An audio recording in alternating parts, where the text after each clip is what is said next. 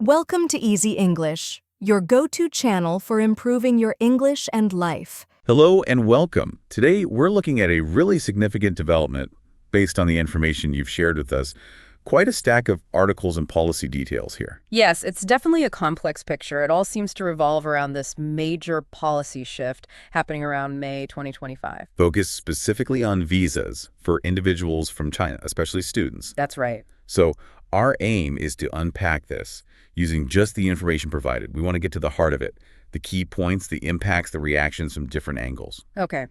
So where should we start? Setting the scene, maybe. Good idea. The items point specifically to May 2025 as the key time frame. And the context provided is, well, a pretty low point in U.S.-China relations already. Yeah, that definitely comes through. And it's noted that former President Trump was backing this move quite strongly. Yes, and the way it was framed very much as a national security measure, that's the justification given. Which, according to these documents, immediately caused, well, shockwaves globally. It seems it was meant to send a clear signal. Renewed conflict, ideological and geopolitical. That signal seems like a key theme right from the outset here. Definitely. Okay, so getting into the specifics, what exactly is this policy, based on the details you shared about the 2025 crackdown? Well, it's being called one of the most significant immigration actions targeting a single nationality in recent times. Spearheaded by Secretary of State Marco Rubio and endorsed by Donald Trump, as we mentioned. Right. And on May 28th, 2025, they announced very specific criteria for revoking visas. Particularly hitting students. Exactly. Students in what are considered critical STEM fields, think AI, robotics, aerospace, those kinds of areas. And there's more criteria too, right? Like affiliations? Yes. Any connection to or even funding from institutions the U.S. government views as tied to the Chinese Communist Party. That's a big one. Or having previous ties to Chinese military programs, the PLA. And Secretary Rubio's public rationale, based on this information, was all about safeguarding American innovation, protecting national integrity, preventing infiltration. He used the phrase strategic deception operations. And the justification for that, it mentions intelligence briefings. Apparently, yes. Briefings about increased cyber theft, patent infringement concerns, and covert research gathering. So that's why it's so targeted at those specific sensitive fields. Right. And it explicitly lists over 100 Chinese universities and institutions believed to have links to the PLA or the United Front. Names like Beihang, Harbin Institute of Technology are mentioned. National University of Defense Technology, yes. Those examples are given. Now, the items you provided also highlight significant criticism here. They do. It's pointed out how selective this feels, possibly politically motivated. And the argument is it could unfairly penalize students just for going to top state universities in China, which many talented students do. Exactly. That specific point, penalizing attendance at well-regarded state schools, is raised as a major concern. So what about the scale? How many people are we talking about, and what's the actual process like for them? Looking at the scope section. The scale is described as, well, unprecedented. It could affect thousands, possibly tens of thousands of existing visas. With immediate effect, too, especially impacting travel. Yes. The visa types mentioned are F1 for academic students and J1, which covers exchange visitors and researchers. And for those already in the U.S., it sounds pretty disruptive. Very. The information mentions case-by-case reviews, students getting notices saying their visas might be revoked. Being denied re-entry if they travel. It sounds like chaos. Understandably causing panic. A surge in legal consultations is noted. Plus the risk of detention at airports and having their official student status terminated in the visa system. And it's not just current visa holders. There are also stricter vetting standards for new applicants. Right. Deeper background checks, including family, political ties, funding. All of that. Plus reviewing social media history. WeChat, Douyin are mentioned, but also Twitter, Reddit. Wow. And there's even mention of ideological screening. Yes, that's a term used. Asking about sensitive topics, CCP policies, Taiwan, Hong Kong, general views on U.S.-China relations, and checking their academic intent. The information presents two very different takes on this. The government says standard security checks.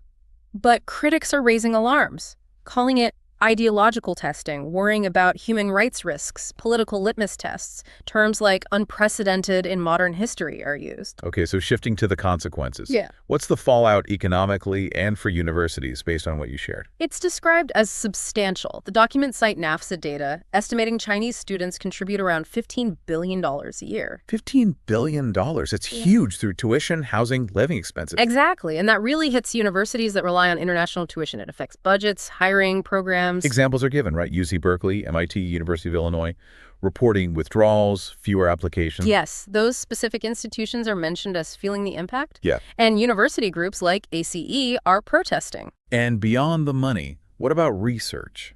That's another major area of concern highlighted. Chinese graduate students and researchers are described as vital in many U.S. labs. The numbers are quite stark. Over 700 joint research projects reportedly paused or canceled. Right. And labs funded by agencies like the NSF and NIH are apparently scrambling to replace people. It's affecting university-industry partnerships, too, slowing down projects. That's mentioned as well. And the U.S. Chamber of Commerce is noted as warning about the long-term hit to competitiveness. Even big tech firms, Google, NVIDIA, IBM are named, expressing frustration. Yeah. Maybe shifting research funds elsewhere. Yes, potentially looking at Canada or Europe. It shows the ripple effect is way beyond academia. Definitely hits the private sector, too. Mm-hmm. Okay, let's look at the global picture. How did China react? And other countries? Based on the diplomatic and global reaction section. China's official reaction was described as very strong, condemning it, using terms like ideological witch hunt, academic McCarthyism. And warning of serious consequences. Yes.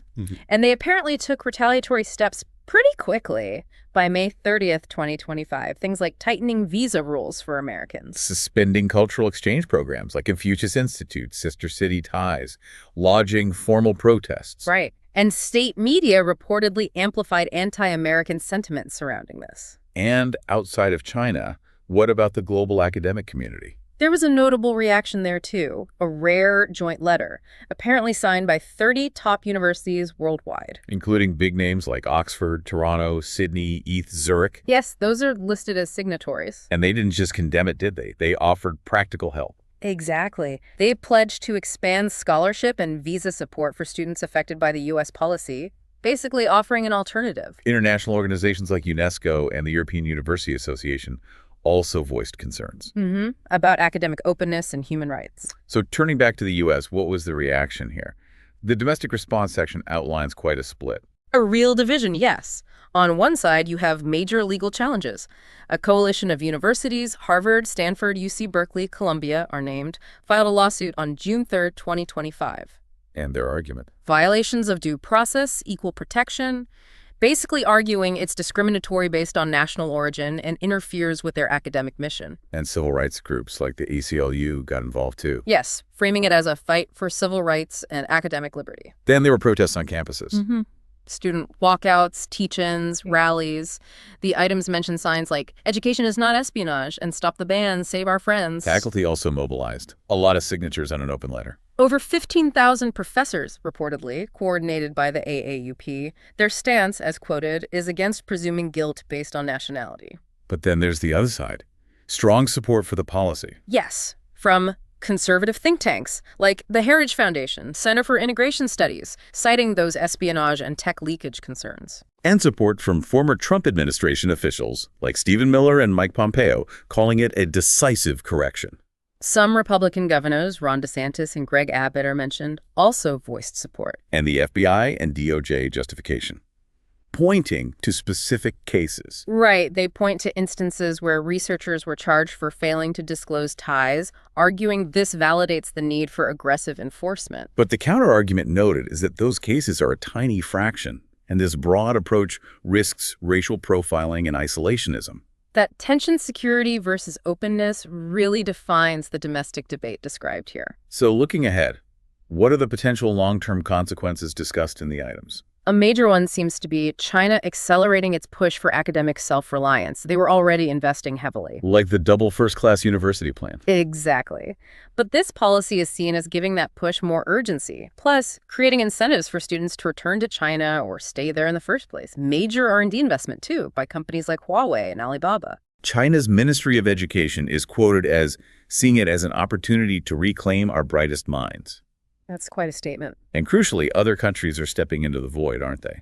Very actively, it seems. Canada, the UK, Germany, Australia, mentioned as offering fast-track visas, scholarships, specifically targeting those affected or deterred by the U.S. policy. There are concrete examples, like a 40% spike in Canadian applications from China, the UK's Scholars Welcome campaign. Yes, and German and Dutch universities boosting English language programs. It all points towards other nations actively recruiting this talent. Which could lead to a real global rebalancing of talent flow, potentially eroding the U.S.'s long-held top spot. That's certainly presented as a significant long-term risk, a potential shift in academic power. Okay, let's try and wrap some of this up by addressing questions people might have based on the FAQ section you provided. Just to recap, what exactly is this new policy again, in simple terms? Essentially, it revokes or denies visas for Chinese nationals, mainly students and researchers, in specific STEM fields if they have ties to certain institutions linked by the U.S. government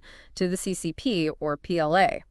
It also means much tougher checks for new applicants. And the numbers affected? Estimates are tricky, but potentially tens of thousands directly impacted by revocations or denials.